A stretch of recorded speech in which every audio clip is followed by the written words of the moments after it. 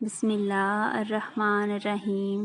کیا مرد و خواتین کے لیے جنابت کی حالت میں غسل کے بنا سونا جائز ہے؟ اس بارے میں حضرت محمد صلی اللہ علیہ وآلہ وسلم نے کیا فرمایا؟ جاننے کے لیے ویڈیو کو مکمل دیکھیں۔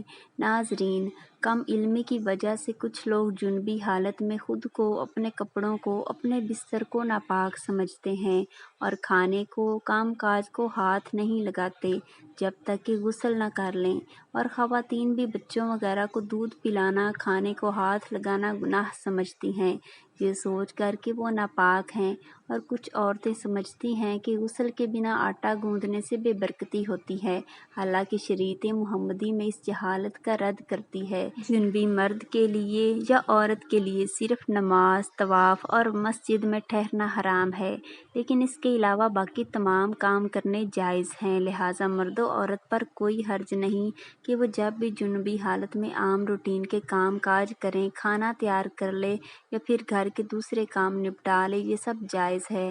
اسی طرح ماں بچوں کو دودھ پلا سکتی ہے، ان کی دیکھ بھال کر سکتی ہے، اس پر کئی ایک دلائل موجود ہیں۔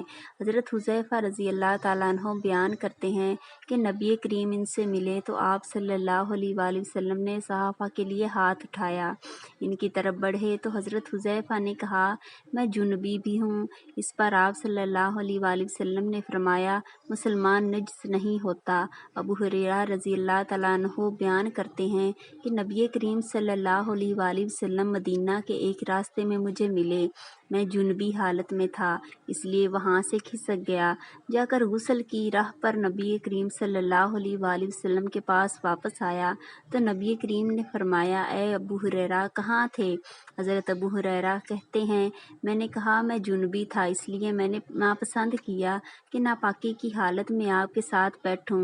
نبی کریم صلی اللہ علیہ وآلہ وسلم فرمانے لگے مسلمان ہرگز ناپاک نہیں ہوتا، حالت جنابت کی نجاست حکمی ہوتی ہے، حسی نہیں، اس لیے حالت جنابت میں جگہ پر بیٹھنے سے جگہ ناپاک نہیں ہوتی۔ حافظ ابن حجر رحمۃ اللہ فرماتے ہیں اس حدیث میں اس بات کا جواز پایا جاتا ہے کہ غسل جنابت کو اس کے واجب ہونے کے اول وقت میں تاخیر کی جا سکتی ہے۔ اس کا بھی جواز ہے کہ شخص اپنی ضروریات پوری کر سکتا ہے۔ ام المومنین حضرت عائشہ رضی اللہ تعالیٰ عنہ کہتی ہیں کہ رسول اللہ صلی اللہ علیہ وآلہ وسلم جنبی بھی ہوتے، پانی چھوئے بغیر سو جاتے، پھر اس کے بعد اٹھتے اور غسل فرماتے۔ ابو بکر بن عبد الرحمن کہتے ہیں میرے باپ عبد الرحمن مجھے ساتھ لے کر حضرت عائشہ رضی اللہ تعالیٰ عنہ کی خدمت میں حاضر ہوئے۔ حضرت عائشہ رضی اللہ تعالیٰ عنہ نے کہا نبی کریم صلی اللہ علیہ وآلہ وسلم صبح جب بھی ہونے کی حالت میں ہوتے ہیں، احتلام کی وجہ سے نہیں بلکہ اپنی بیویوں کے ساتھ جماع کی وجہ سے۔ حضرت عائشہ رضی اللہ تعالیٰ عنہ سے روایت ہے کہ رسول اللہ جنابت کی حالت میں رات گزارتے، اتنے میں حضرت بلال رضی اللہ تعالیٰ عنہ تشریف لاتے، نماز کے لیے اذان کہتے، آپ صلی اللہ علیہ وآلہ وسلم کھڑے ہوتے، غسل فرماتے، ان کے سر سے پانی گرتا ہوا دیکھ رہی ہوتی تھی کہ آپ صلی اللہ علیہ وآلہ وسلم تشریف لے جاتے، کچھ دیر بعد مجھے آپ کی آواز نماز فجر سے سنائی دیتی۔ حضرت عائشہ رضی اللہ تعالیٰ عنہ فرماتی ہیں کہ نبی کریم صلی اللہ علیہ وآلہ وسلم حالت جنابت میں سونے کا ارادہ کرتے تو وضو کرتے، کبھی تمیم کر لیتے۔ میاں بیوی اگر سونے سے پہلے غسل کر لیں تو یہ افضل ہے۔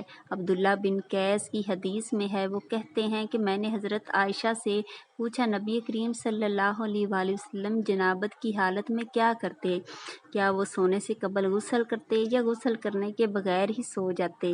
حضرت عائشہ رضی اللہ تعالیٰ عنہ کہتی ہیں وہ دونوں طرح سے ہی کرتے تھے، کبھی آپ صلی اللہ علیہ وآلہ وسلم غسل کر لیتے پھر آرام فرماتے، کبھی کبھی وضو کر لیا کرتے، سو جاتے۔ وہ کہتے ہیں کہ میں نے کہا اللہ کا شکر جس نے اس معاملے میں آسانی رکھی ہے۔ حضرت عمر فاروق رضی اللہ تعالیٰ عنہ نے سرکار دو عالم صلی اللہ علیہ وآلہ وسلم سے عرض کیا کہ مجھے رات کو جنابت لاحق ہوتی ہے، یعنی احتلام یا جماع سے غسل واجب ہوتا ہے۔ آپ نے فرمایا کہ اسی وقت وضو کر کے سو جایا کرو۔ ابو हुरैरा रज़ी अल्लाह ताला अन्हु कहते हैं, एक मर्तबा नमाज के लिए कामत हो गई। लोगों ने सफ़े बांधी तो रसूल अल्लाह निकले, यहाँ तक कि जब आप अपनी जगह पर खड़े हो गए तो आपको याद आया कि मैंने गुस्ल नहीं किया है। आपने लोगों से कहा तो सब अपनी जगह पर रहो। फिर आप घर आए और वापस आए तो आपके सर मुबारक से पानी टपक रहा था। हाल ये था कि आपने गुस्ल कर रखा था और हम सफ़ बांधे खड़े थे। इब्ने उमर रज़ी अल्लाह ताला अन्हु बयान करते हैं कि उमर बिन ख़त्ताब रज़ी अल्लाह ताला अन्हु ने रसूल अल्लाह सल्लल्लाहु अलैहि वसल्लम से पूछा कि हम में से कोई एक जनाबत की हालत में सोना चाहे तो जुनबी हालत में सो सकता है। तो नबी करीम का फरमान था, जब तुम में से कोई वज़ू कर ले तो वो जुनबी भी हालत में सो सकता है। इमाम नववी रहमतुल्लाह अलैह का कहना है, इस हदीस में इस बात का जिक्र पाया जाता है कि जब जुनबी शख्स इन सब कामों के लिए अपनी शर्मगाह को धोएं, वज़ू करें, ख़ासकर जब वो अपनी दूसरी बीवी से जिमा करना चाहें।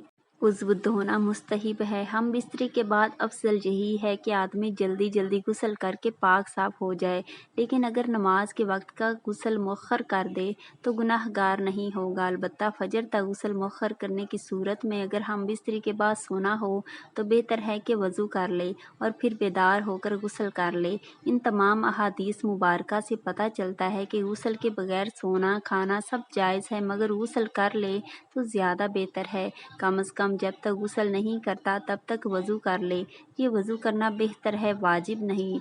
ये वज़ू करना जुनबी के सोने के लिए तहारत है, यानी जब भी वज़ू करके सोया तो गोया पाक सोया। लिहाजा इस हदीस से मालूम हुआ कि जिसे रात को एहतिलाम हो जाए, इसके बाद सोने का इरादा करे तो वज़ू कर लेना सुन्नत है। नाज़रीन, अल्लाह ताला की हम पर कितने एहसान हैं। इसने हमारे लिए बहुत सी आसानियाँ पैदा की हैं। हमें हर हाल में अल्लाह ताला का शुक्र अदा करना चाहिए और शुक्र करने वालों में शामिल होना चाहिए। कमेंट बॉक्स में एक लाइन हज़रत आयशा रज़ी अल्लाह ताला अन्हा के बारे में ज़रूर टाइप करें। उम्मीद है कि आपकी सारी कन्फ्यूजन क्लियर हो गई होगी।